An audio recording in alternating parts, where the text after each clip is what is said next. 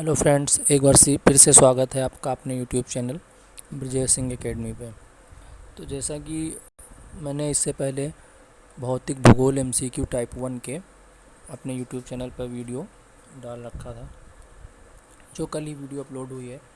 और उसी क्रम में मैं आज टाइप 2 एमसीक्यू भौतिक भूगोल टाइप 2 के क्वेश्चन जितने भी हैं वो सारे इस वीडियो में कवर करूँगा।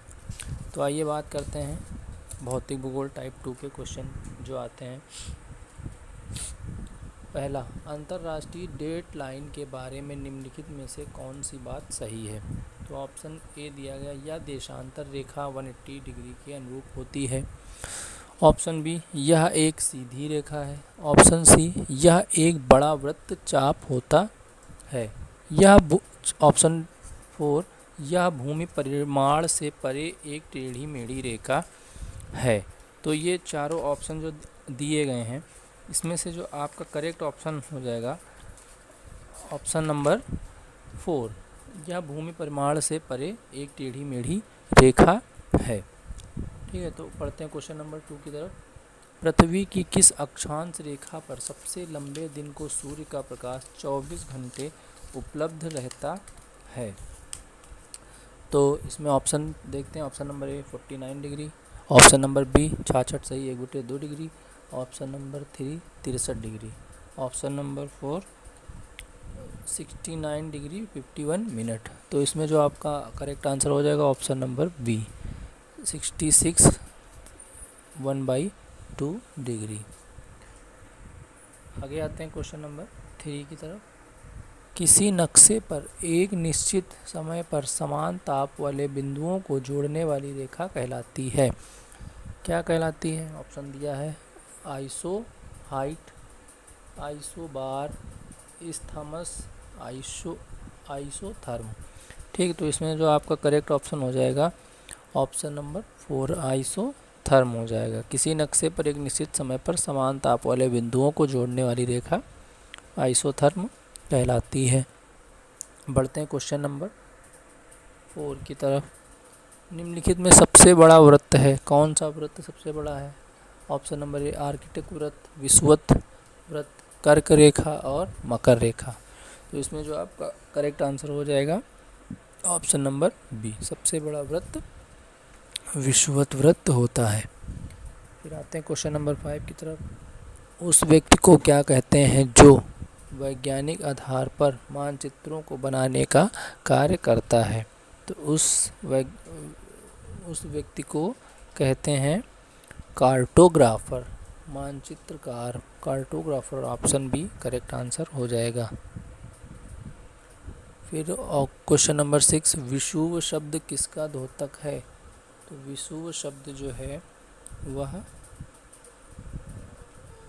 जब दिन और रात बराबर होते हैं तो उसे ही क्या कहते हैं? विषुव कहा जाता है। तो ऑप्शन नंबर सी आपका करेक्ट आंसर हो जाएगा। बढ़ते हैं क्वेश्चन नंबर 7 की तरफ। पृथ्वी अपने अक्ष पर कितने आनत पर घूमती है? तो पृथ्वी अपने अक्ष पर 23 सही 1/2 डिग्री आनत पर घूमती है। ऑप्शन नंबर ए आपका करेक्ट आंसर हो जाएगा।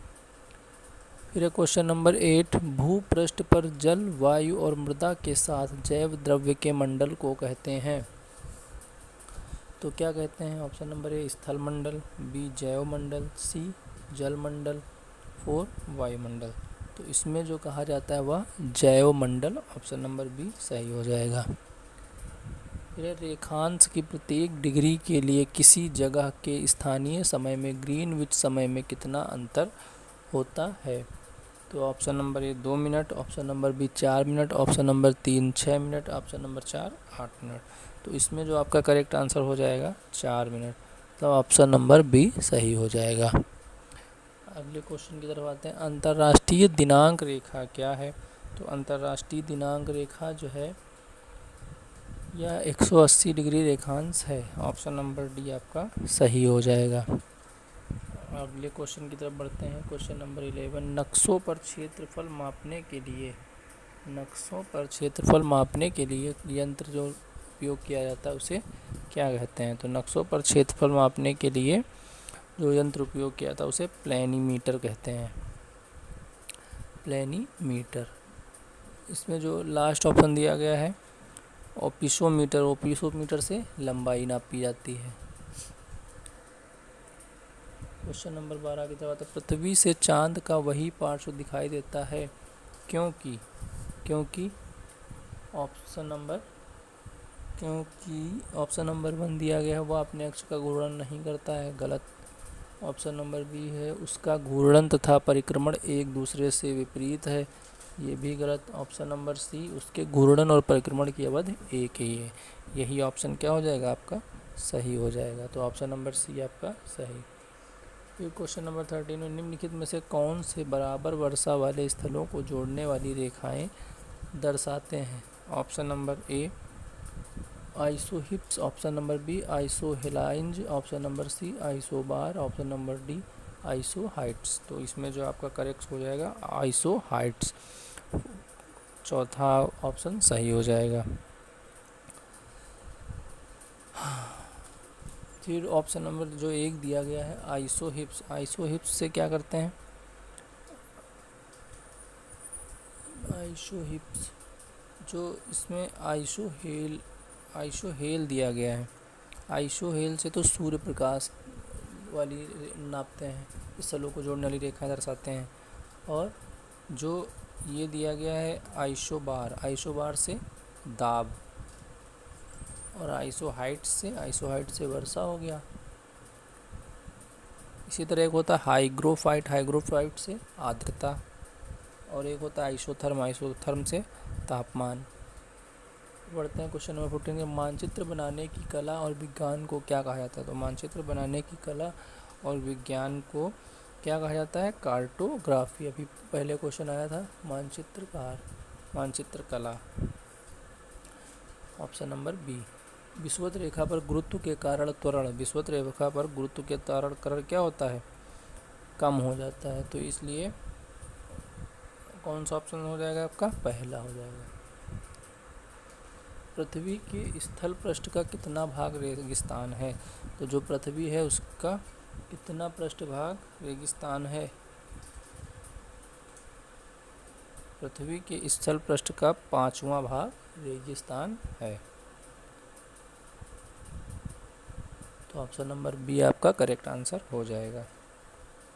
और जो रेगिस्तान होते हैं वो कर्क और मकर रेखाओं के आसपास पाए जाते हैं। फिर आते हैं, जब सूर्य से पृथ्वी की दूरी अधिकतम होती तो उसे क्या कहा जाता है। तो सूर्य से पृथ्वी की दूरी अधिकतम होती है तब उसे क्या कहते हैं, सूर्योच्च कहते हैं।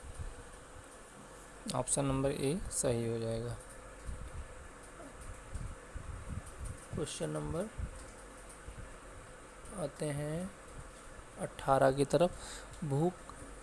क्वेश्चन नंबर 18, भूकंपन की तीव्रता मापने के पैमाने को क्या कहते हैं। तो भूकंपन की तीव्रता मापने के लिए पैमाना जो यूज़ होता है उसको रिक्टर पैमाना कहते हैं। ऑप्शन नंबर बी सही हो जाएगा। क्वेश्चन नंबर 19, भारत के ध्रुव पूर्व और पश्चिमी छोरों में समय का अंतर कितना है। तो भारत के ध्रुव पूर्व और पश्चिमी छोरों में समय का अंतर 2 घंटा होता है, क्योंकि अरुणाचल प्रदेश और गुजरात के बीच 30 डिग्री देशांतर का अंतर है, अर्थात 15 + 15 15 डिग्री 15 डिग्री 1 घंटा, प्लस 1 घंटा 1 घंटा 2 घंटा हो गया। ऑप्शन नंबर सी आपका सही हो जाएगा। स्थलाकृति अंशचित्र प्रकाशित करने की जिम्मेदारी निम्न संगठनों में से किसकी है। तो इसकी है ऑप्शन नंबर बी सही हो जाएगा। राष्ट्रीय मानचित्रावली एवं विषयानुसार मानचित्र संगठन को स्थलाकृत अंशचित्र प्रकाशित करने का अधिकार है। क्वेश्चन नंबर 21, पृथ्वी की सबसे अंदर की सतह किस नाम से जानी जाती है। तो पृथ्वी के अंदर की सतह गुरुमंडल के नाम से जानी जाती है। तो आपका ऑप्शन नंबर डी सही हो जाएगा। और इसी को गुरुमंडल को क्रोड़ भी कहा जाता है, इसका तापमान अधिक होता है। निम्नलिखित में से कितने याम्योत्तर के साथ साथ अंतर्राष्ट्रीय तिथि रेखा निर्धारित की जाती है। तो 180 डिग्री याम्योत्तर के साथ साथ अंतर्राष्ट्रीय तिथि निर्धारित की जाती है, यह एक काल्पनिक रेखा है। तो ऑप्शन नंबर डी आपका सही हो जाएगा। फिर आते हैं, कंटूर रेखाओं का वैकल्पिक नाम क्या है। तो कंटूर रेखाओं का वैकल्पिक नाम इसमें हो जाएगा ऑप्शन नंबर सी सही हो जाएगा, समोच्च रेखाएं। आते हैं क्वेश्चन नंबर 24 की तरफ। निम्नलिखित में से कौन सा सबसे बड़ा वृत्त है? तो कौन सा सबसे बड़ा वृत्त है? विषुवत रेखा, भूमध्य रेखा जिसको भी कहते हैं। तो ऑप्शन नंबर सी आपका सही हो जाएगा। सबसे बड़ा वृत्त विषुवत रेखा होता है और यह 0 डिग्री अक्षांश रेखा को प्रदर्शित करता है। समय के संदर्भ में GMT का अर्थ क्या है? तो GMT का अर्थ जो होता है ग्रीनविच मीन टाइम होता है। जैसा कि मैंने थ्योरी में बताया था, इंग्लैंड के निकट शून्य देशांतर पर स्थित ग्रीनविच नामक स्थान से गुजरने वाली एक काल्पनिक रेखा को प्राइम मेरिडियन या शून्य देशांतर रेखा कहते हैं। इसी देशांतर रेखा के समय को सभी देश मानक समय मानते हैं। यह ग्रेट ब्रिटेन का मानक समय, इसी को ग्रीनविच मीन टाइम भी कहते हैं। आते हैं क्वेश्चन नंबर अपने 26 की तरफ। क्वेश्चन नंबर 26, समताप रेखाएं निम्नलिखित में से किसकी समयान रेखाएं होती हैं? तो जो समताप रेखाएं होती हैं, समताप रेखाएं धूप की समान रेखाएं होती हैं। तो ऑप्शन नंबर ए आपका सही हो जाएगा। क्वेश्चन नंबर 27, पृथ्वी के सबसे नज़दीक कौन सा तारा है? तो पृथ्वी के सबसे नज़दीक तारा एल्का सेनेटरी है। तो एल्का सेनेटरी ऑप्शन नंबर बी सही हो जाएगा। फिर बराबर अंतरालों पर उसी ऊंचाई के स्थानों को जोड़ने वाली काल्पनिक रेखाएं होती हैं। तो बराबर अंतरालों पर उसी ऊंचाई के स्थानों को जोड़ने वाली काल्पनिक रेखाओं को समोच्च रेखा या उसी को कंटूर कहते हैं। तो देख लीजिए ऑप्शन नंबर बी आपका करेक्ट आंसर हो जाएगा, कंटूर। फिर है अंतर्राष्ट्रीय तारीख रेखा कौन सी है? तो अंतर्राष्ट्रीय तारीख रेखा कौन सी है? ऑप्शन नंबर 180 डिग्री देशांतर। तो ऑप्शन नंबर डी सही हो जाएगा। फिर आते हैं किसके गुरुत्वाकर्षण के कारण ज्वार भाटा आता है? तो किसके गुरुत्वाकर्षण के द्वारा ज्वार भाटा आता है? पृथ्वी पर सूर्य और चंद्रमा के गुरुत्वाकर्षण के कारण ज्वार भाटा आता है। जब सूर्य पृथ्वी पर तथा चंद्रमा एक सीधी रेखा में होते हैं तो उनकी सम्मिलित शक्ति के परिणाम स्वरूप दीर्घ ज्वार का अनुभव किया जाता है। और जब सूर्य पृथ्वी और चंद्रमा मिलकर समकोण बनाते हैं तो चंद्रमा और सूर्य के आकर्षण बल एक दूसरे के विपरीत कार्य करते हैं, इसलिए निम्न ज्वार आता है। फिर है एक ही समय में कंपन करने वाले स्थानों को जोड़ने वाली रेखाओं की श्रृंखला कहलाती है।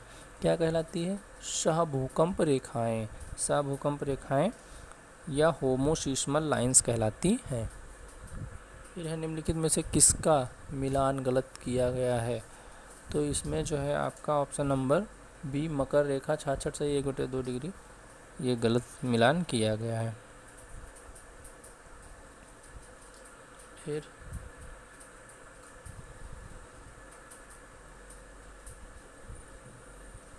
ऑप्शन नंबर बी मकर रेखा 66 से 1/2 रेखांश और अंतर्राष्ट्रीय दिनांक रेखा 0 डिग्री रेखांश। ऑप्शन नंबर बी आपका करेक्ट हो जाएगा। आगे बढ़ते हैं क्वेश्चन नंबर 33 की तरफ। तो आपका क्वेश्चन नंबर 33 है, जीवाश्म विज्ञान में किसका अध्ययन होता है? तो जीवाश्म विज्ञान में फॉसिल्स का अध्ययन होता है। तो इसमें आपका ऑप्शन नंबर सी सही हो जाएगा। फिर विश्व के सभी भागों में 23 सितंबर को दिन और रात की समान लंबाई को क्या कहते हैं?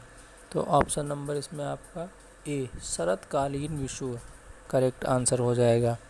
वर्ष में 2 दिन 21 मार्च तथा 23 सितंबर को पूरे विश्व में दिन और रात लगभग बराबर होते हैं, जिससे क्या कहते हैं? विषुव कहा जाता है।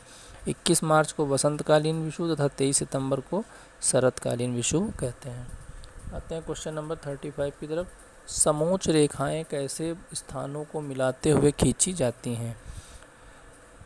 तो क्वेश्चन नंबर 35 में ऑप्शन नंबर ए सही हो जाएगा। माध्य समुद्र तल से सम ऊंचाई वाले स्थानों को, ठीक है। क्वेश्चन नंबर 36 देखते हैं, किस स्थान पर चुंबकीय याम्योत्तर और भौगोलिक याम्योत्तर के बीच कोण कैसा होता है? तो जो क्वेश्चन नंबर 36 है उसका ऑप्शन नंबर सी समक्रांतिक या इसी को डिक्लिनेशन कहते हैं, सही हो जाएगा। चुंबकीय झुकाव कंपास उत्तर कंपास उत्तर और वास्तविक उत्तर के बीच का कोण होता है। आते हैं क्वेश्चन नंबर 37 की तरफ। प्राकृतिक एवं मानव निर्मित दोनों रूपों को दर्शाने वाले बड़े पैमाने पर मानचित्रों को क्या कहते हैं? तो क्वेश्चन नंबर 37 का ऑप्शन नंबर बी स्थलाकृतिक मानचित्र सही हो जाएगा। स्थलाकृतिक मानचित्र एक प्रकार का मानचित्र है जिसका उपयोग आधुनिक मानचित्र में समोच्च रेखाओं का उपयोग कर बड़े पैमाने पर विस्तार से रिलीफ का मात्रात्मक प्रतिनिधित्व करने में किया जाता है। इस प्रकार का मानचित्र प्राकृतिक एवं मानव निर्मित रूपों को दर्शाता है। बढ़ते हैं क्वेश्चन नंबर 38 की तरफ। निम्नलिखित में से कौन सी रेखा दो देशों के बीच सीमांकन रेखा नहीं होती? तो इसमें क्वेश्चन नंबर 38 में आपका ऑप्शन नंबर 1 सही हो जाएगा, अंतर्राष्ट्रीय दिनांक रेखा। पढ़ते हैं क्वेश्चन नंबर 39 की तरफ। समोच्च रेखा समान के स्थलों को जोड़ने वाली काल्पनिक रेखा है। तो इसमें आपका ऑप्शन नंबर सी उच्चता सही हो जाएगा। भूगोल के क्षेत्र में समोच्च रेखा समान ऊंचाई वाले स्थानों को जोड़ती है। इस संबंध में समान ऊंचाई का आकलन समुद्र तल से किया जाता है। आते हैं क्वेश्चन नंबर 40। कर्क रेखा किससे नहीं गुजरती? तो कर्क रेखा जो है नेपाल से नहीं गुजरती। कर्क रेखा अल्जीरिया, नाइजर, लीबिया, मिस्र, सऊदी अरब, संयुक्त अरब अमीरात, ओमान, भारत, बांग्लादेश, म्यांमार, चीन, मैक्सिको, बहामास, मॉरिटानिया, माली आदि देशों से गुजरती है, लेकिन नेपाल से नहीं गुजरती है। फिर आते हैं क्वेश्चन नंबर 41 की तरफ। 41 दिया गया, निम्नलिखित में से कौन सा नवीनतम भूवैज्ञानिक युग है? तो जो नवीनतम भूवैज्ञानिक है वह कौन सा है आपका? क्रिस्टेसस जो है आपका नवीनतम हो जाएगा। तो इसमें अगर लिखा क्रिस्टेशियस होता है।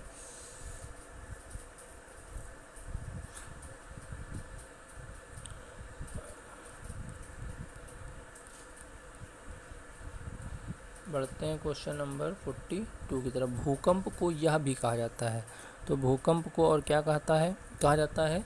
भूकंप को कंपन, ट्रेमर भी कहा जाता है।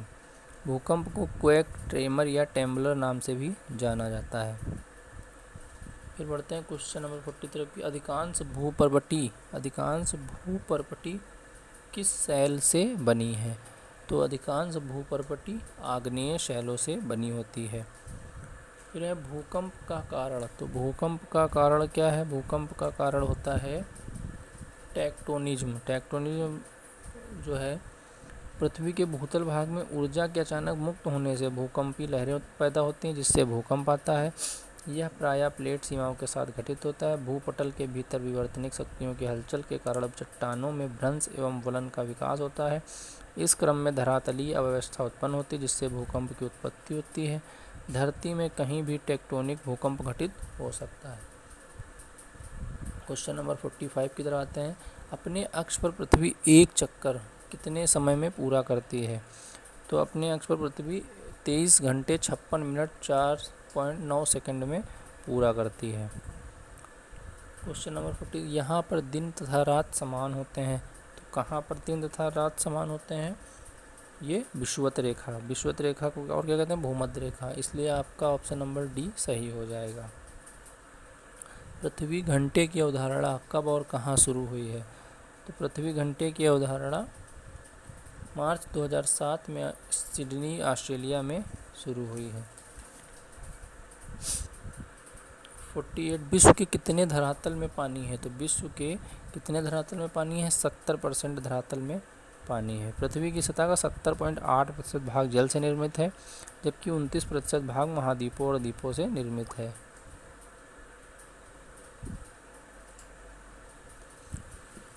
बढ़ते हैं क्वेश्चन नंबर 49 की तरफ।